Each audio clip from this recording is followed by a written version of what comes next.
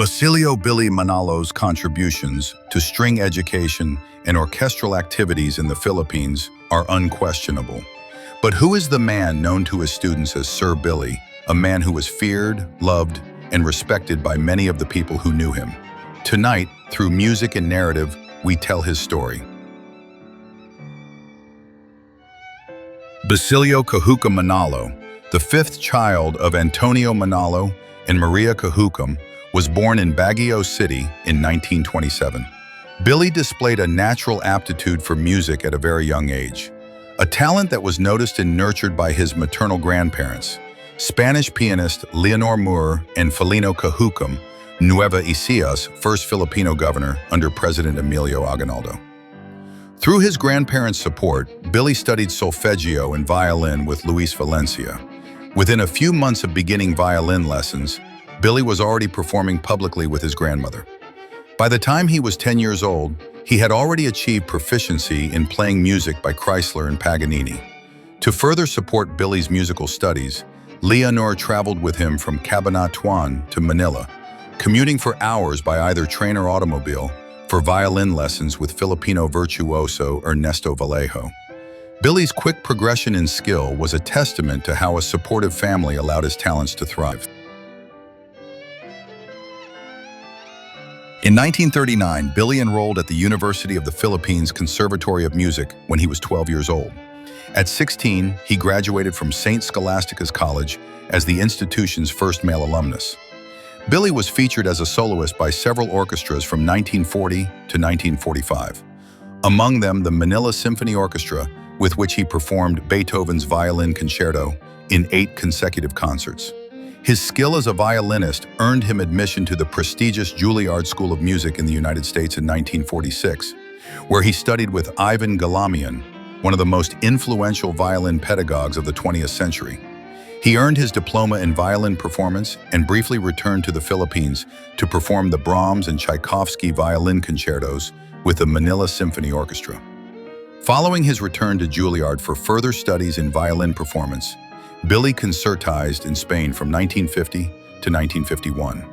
During his time with the Manila Symphony Orchestra, Billy regarded conductor Dr. Herbert Zipper as a surrogate father who helped launch his musical career.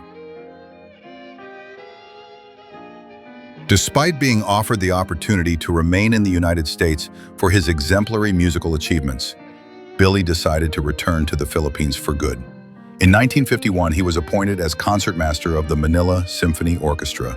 He continued to concertize and collaborate with fellow Filipino virtuosos, violinist Oscar Yatco and Rosalina Exconde Buenaventura, and cellist Efren Delarde. After leaving the Manila Symphony Orchestra in 1973, he served as the associate concertmaster of the Hong Kong Philharmonic Orchestra from 1978 to 1980.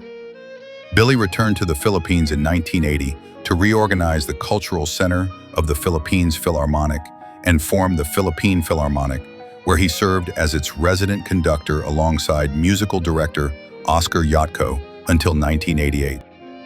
In the mid-1980s, Billy transitioned from a prominent role as a soloist and orchestral violinist to a new mission, revitalizing and strengthening symphonic orchestras in the Philippines by educating the next generation of musicians. This shift materialized through the establishment of the Philippine Research for Developing Instrumental Soloists, PREDIS, and the PREDIS Chamber Orchestra in 1985, organizations he founded with sister Mary Placida Bejo, OSB at St. Scholastica's College. These institutions provided a crucial training ground for young musicians and provided access to orchestral music education. Recognizing the need for local support systems, he championed the work of Filipino string instrument craftsmen, ensuring the availability of highly qualified instrument repair and maintenance services. In 1992, Billy was awarded the Patno Binang Sining at Kalinangan Award by the City of Manila, an honor given to Filipinos who have dedicated their lives to advancing Philippine arts and culture. In 1993, Billy revived the Philippine Youth Orchestra in partnership with the University of the Philippines, later leading to the creation of the Manila Youth Symphony Orchestra and the new Manila Symphony Orchestra.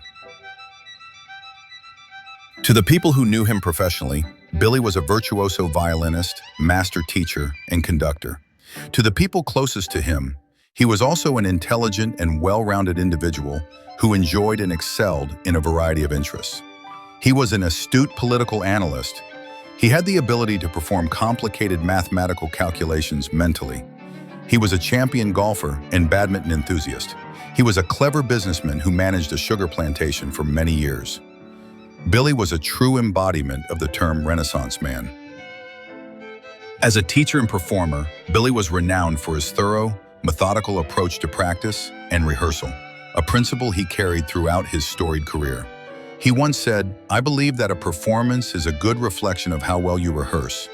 If you rehearse carefully, slowly, and well, you should have no problem coming up with a good concert." The same thorough and methodical approach was present in his teaching, and as a result, many of his students have become accomplished soloists, orchestra musicians, and music teachers who continue to contribute to music education and performance in the Philippines and other parts of the world. Today, Billy Manalo's legacy lives on in the work of his students, as they pass on his methods, passion, and vision to their own students, guiding them through the journey from classroom to concert hall.